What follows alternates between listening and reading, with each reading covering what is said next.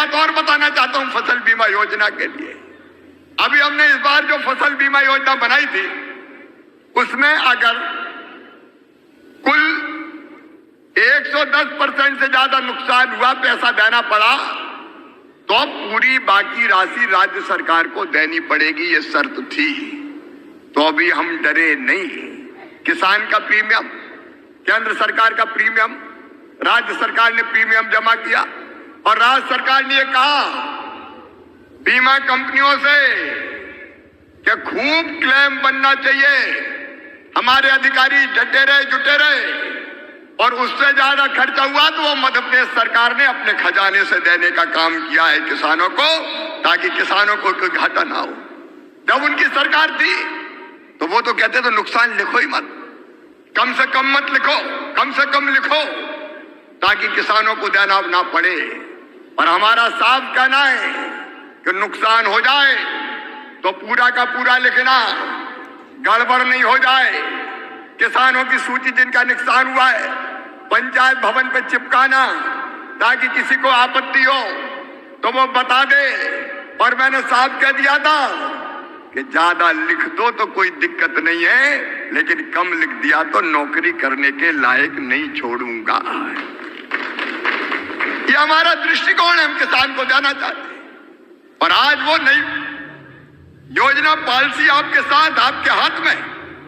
इसके अंतर्गत जैसा तोमर जी ने बताया कि डॉक्यूमेंट बीमा के आपके हाथ में उपलब्ध कराए जाएंगे। आदरणीय तोमर जी, मैं आपको विश्वास दिलाता हूं, हम शिविर लगाएंगे और शिविर लगा के गांव गांव जाके हम किसानों के पॉलिसी वितरण के लिए हम किसान के द्वार पे जाके उसको पॉलिसी देने का काम करेंगे, ताकि किसान को कोई परेशानी ना हो। आपने मध्य प्रदेश को चुना, इसके लिए मैं आपको हृदय से धन्यवाद देता हूं। मेरे बहनों और भाइयों, नरेंद्र सिंह जी अभी बता रहे थे, मैं उसको दोहराना नहीं चाहती। कैसा भी नुकसान हो जाए, भगवान ना करे कभी नुकसान हो, लेकिन कुदरत का कैसा भी कहर बरपे, बुआई से पहले कटाई के 15 दिन बाद तक भी अगर कोई नुकसान होगा तो किसानों को जिनकी फसल खराब होती है क्षतिपूर्ति की जाएगी। अगर प्राकृतिक आपदा के कारण बोनी भी नहीं कर पाया तो भी उसकी भरपाई की जाएगी। पहले कांग्रेस के जमाने में नुकसान जिलेवार होता था, पूरे जिले में किसान की फसल बर्बाद हो जाए और एवरेज आए तो हम फसल बीमा योजना का पैसा देंगे। हमने उसको हर गांव तक लेके गए हैं।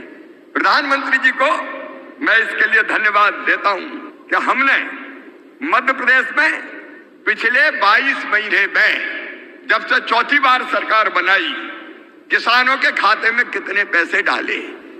जो खरीद होती है, चाहे गेहूं की हो, चाहे धान की हो, चने की हो, सरसों की हो, मसूर की हो, कमल बता चुके हैं, मैं दोहराऊंगा नहीं। इन सब का उपार्जन करके 75,000 करोड़ रुपया किसानों के खाते में डाले। 0% ब्याज पे किसान को कर्जा मिलता है, लेकिन उस कर्जे का जो ब्याज है वो हमने भरा 29,834 करोड़ रुपया, क्योंकि बैंकों को तो ब्याज देना पड़ता है। वो ब्याज हमने कहा किसान नहीं भरवाएगा, मामा भरवाएगा, भारतीय जनता पार्टी की सरकार भरवाएगी।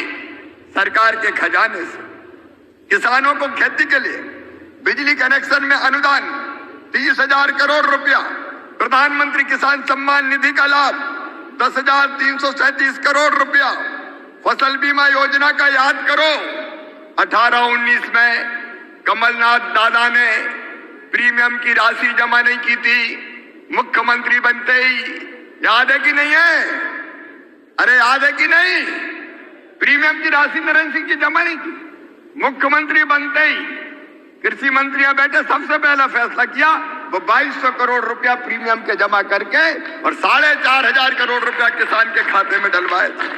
18-19 का हमने 3,372 करोड़ रुपया, 19-20 का हमने 6,016 करोड़ रुपया ये दावों का भुगतान किया और अब 7,618 करोड़ डाला। किसान कल्याण योजना के अंतर्गत 4,000 रुपया जो हर एक किसान को देते हैं, उसमें 4,569 करोड़ रुपया। खरीफ की फसलों के नुकसान कीट व्याधि का जो हुआ है 2850 नहीं 3500 करोड़ रुपया सहकारी बैंक जो कर्जा माफी में कंगाल कर दिए थे कमलनाथ जी ने, 800 करोड़ रुपया हमने डाले। और हमारी उद्यान की फसलों के लिए भारत सिंह जी बैठे हुए 193 करोड़ रुपया उसकी बीमा की राशि के हमने डाले। सोलर पंप योजना में 72 करोड़ रुपया। और नरेंद्र सिंह जी जो कह रहे थे एग्रीकल्चर इंफ्रास्ट्रक्चर फंड, उसमें 1583 करोड़ रुपया आए। कुल मिला के 1 लाख, कमलनाथ भी सुन लें और उनके पूर्व मंत्री भी सुन लें, 1,72,894 करोड़ रुपया किसान के खाते में 22 महीनों में डाले गए हैं। ये अपने आप में एक चमत्कार है। इसके लिए मैं सभी किसानों के लिए एक बार फिर बधाई देता हूं और आप सबको आश्वस्त करता हूं कि सरकार आपकी है, किसानों की है, प्रधानमंत्री जी के नेतृत्व में।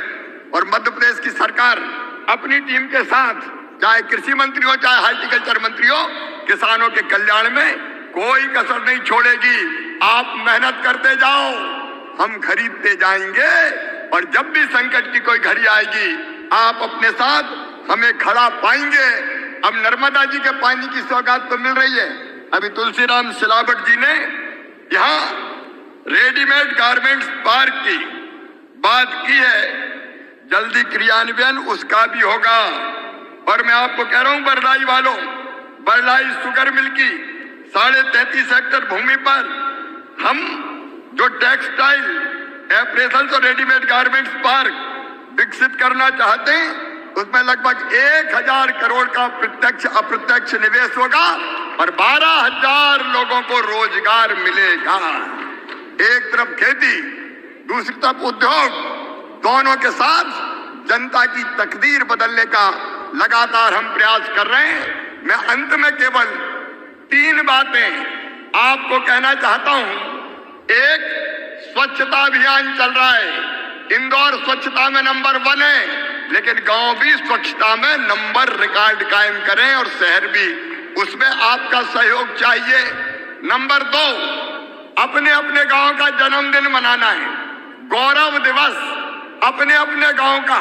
मैंने अपने गांव का मना लिया, कमल ने भी शुरुआत कर दी। हर गांव अपने गांव का एक दिन तय करे गौरव दिवस, और उस दिन हम संकल्प करेंगे कि अपने गांव के बेहतरी के लिए हम अपनी तरफ से जो हो सकता है वो प्रयास करेंगे। तो गांव का भी गौरव दिवस और शहर का भी गौरव दिवस। और तीसरी चीज, मैं रोज एक पेड़ लगाता हूं, आप साल में कम से कम एक पेड़ अपने जन्मदिन पर लगाएं। ये 3 अपील मेरी आपसे है। बोलिए सब मेरे साथ, जो मैंने कहा पेड़ लगाने का, स्वच्छता में भाग लेने का और गौरव दिवस मनाने का, आप सब इसमें सहयोग करेंगे।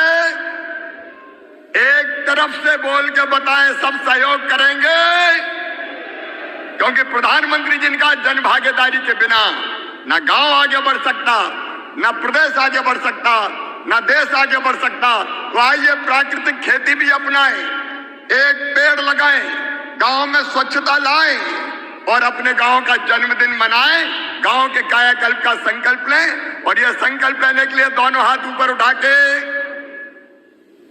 दोनों मुट्ठी बांध के और भारत माता की जय बोल के संकल्प लेंगे। बोलिए भारत माता की जय, नर्मदा मैया की जय, हर हर नर्मदे हर।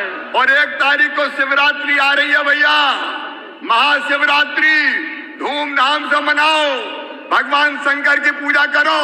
उज्जैनी उस दिन 21 लाख दीपक लगाएगी। जहां भी भगवान भोले शंकर हो, पूजा करने जाओ, दीप जलाओ। और कोरोना जा रहा तो होली रंग पंचमी भी खूब मनाओ और गैर भी खूब निकालो। बहुत बहुत धन्यवाद।